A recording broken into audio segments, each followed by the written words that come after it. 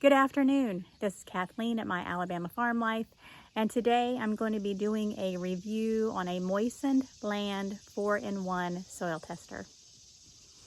The bugs are bad today.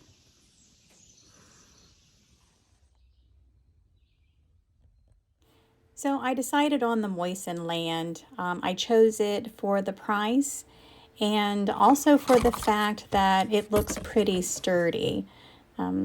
I don't know, packaging may fool me, but we shall see. So the first place that I want to test is out here at my cucumber patch, and there is my sneak peek.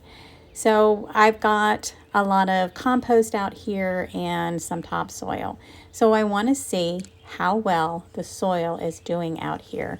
Aren't they so pretty? I am loving my cucumbers. All right, so I put it right out into the soil and it gives me nothing. I think I have it set on the pH and again, nothing. I flipped it over to the moisture and again, I'm not getting any readings. So let's try nutrients and again, I'm not getting any readings at all off of this thing, except for the light reading. The light reading works, so I know this has to be working, but so far nothing else is working. So I'm going to move over here to this other raised bed and we're going to try it here. And you have to remember, we just had a really hard rain, so I should be at least picking up some moisture, but I'm not picking up anything again.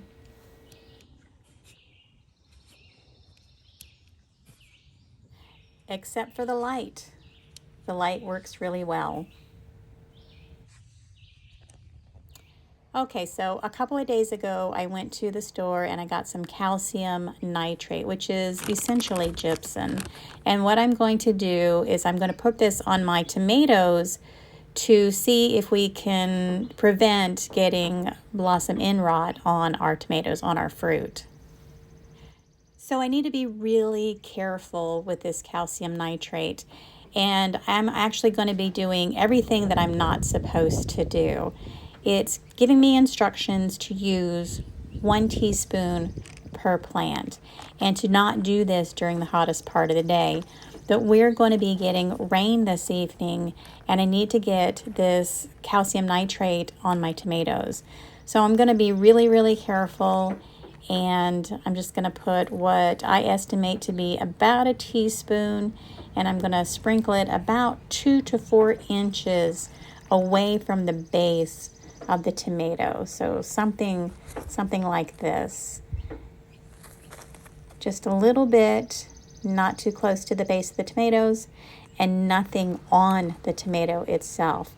If I get it on the tomato or too close, I'm going to end up killing these plants. So again, I got to be really careful.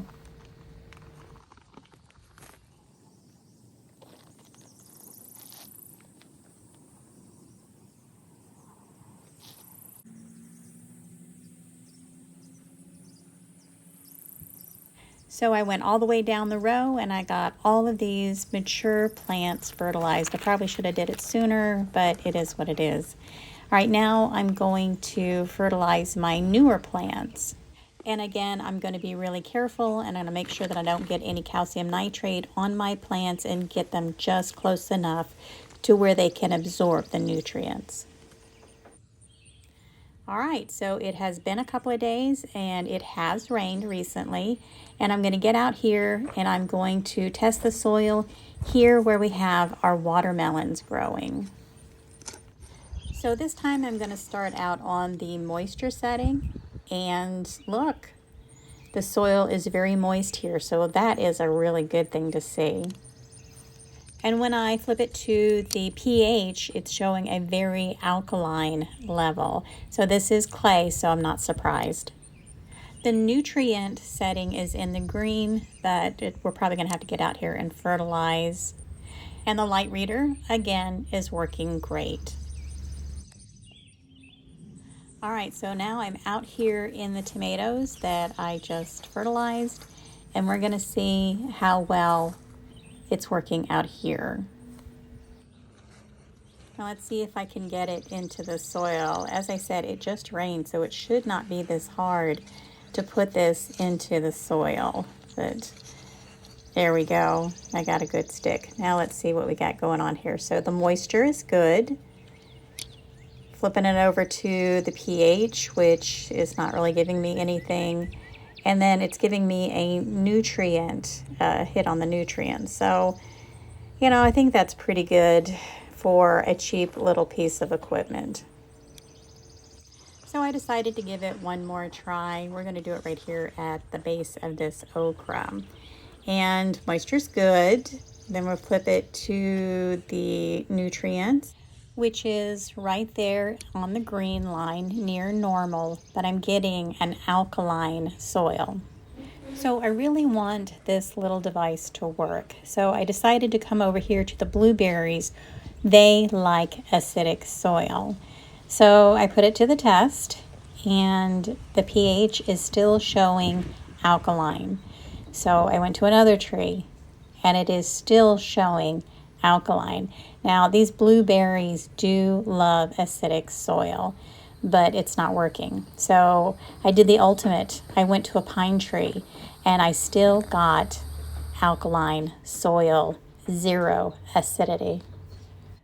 So far for me, this device that's supposed to help me range the pH balance of my soil, it is not doing that. But it was good for moisture, and it is good for light, and it did indicate some nutrients or what my nutrients levels are. But as far as pH goes, I think it's a big fail. I'm not really sure if a 4-in-1 device is a really good thing to have.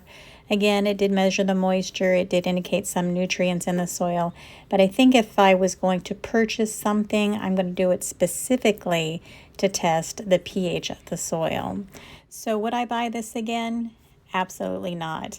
I am going to keep this for the moisture and for the nutrient indication, but I'm probably going to buy one specifically just for pH or even a soil test kit. But this I would not buy again. All right, so that's going to be the end of this video. I hope you enjoyed it. I want to thank everyone for all your support. You guys have a blessed and joyous day.